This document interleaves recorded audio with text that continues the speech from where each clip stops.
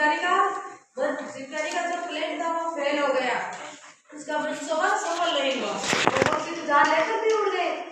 शिकारी तो ऐसे ही रह गए, वो तो पक्षियों को पकड़ना चाहता था।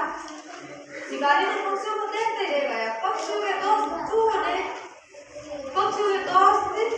चूहे ने जाल में उतरा। पक्षियों के दोस्त थे चूहे, जिन्होंने जाल में उतर लिया, जिससे पक्षी बाहर निकल गए।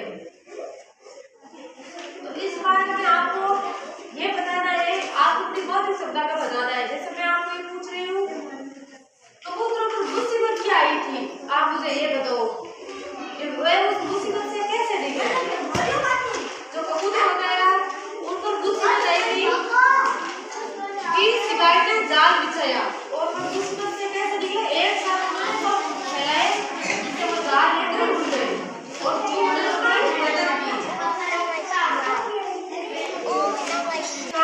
सुनकर आपको क्या शिक्षा मिलती है कि एकता में बल होता है। अगर एक पक्षी पंख हिलाता और उड़ने की कोशिश करता है, वो जाल लेकर नहीं उड़ पाता ना, और सभी पक्षियों ने एक साथ कोशिश की तो वे जाल लेकर उड़ गए और शिकारी के हाथ में नहीं लगे।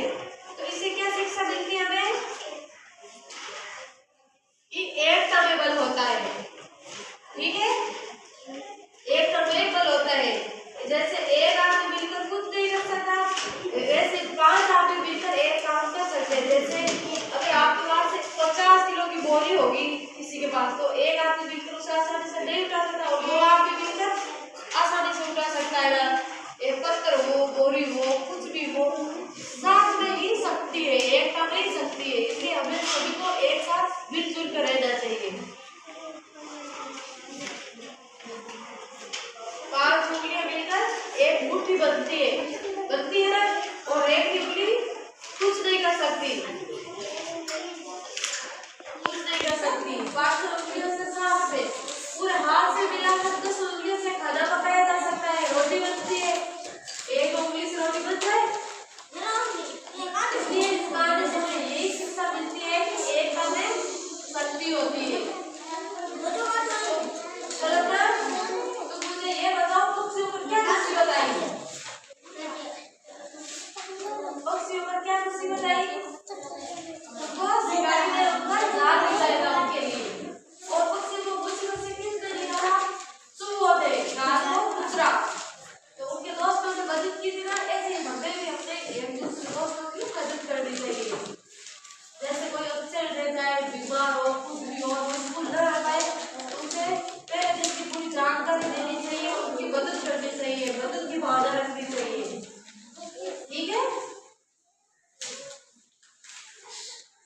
अब कितना तुम खड़ी हो, इधर हो, ये बात पढ़ते इनको सुनाओ, चित्र देखकर आता। और शिकारी ने दाना देकर फंसी उड़ते आए, दाना टूटे फंसी जाल में फंस गए,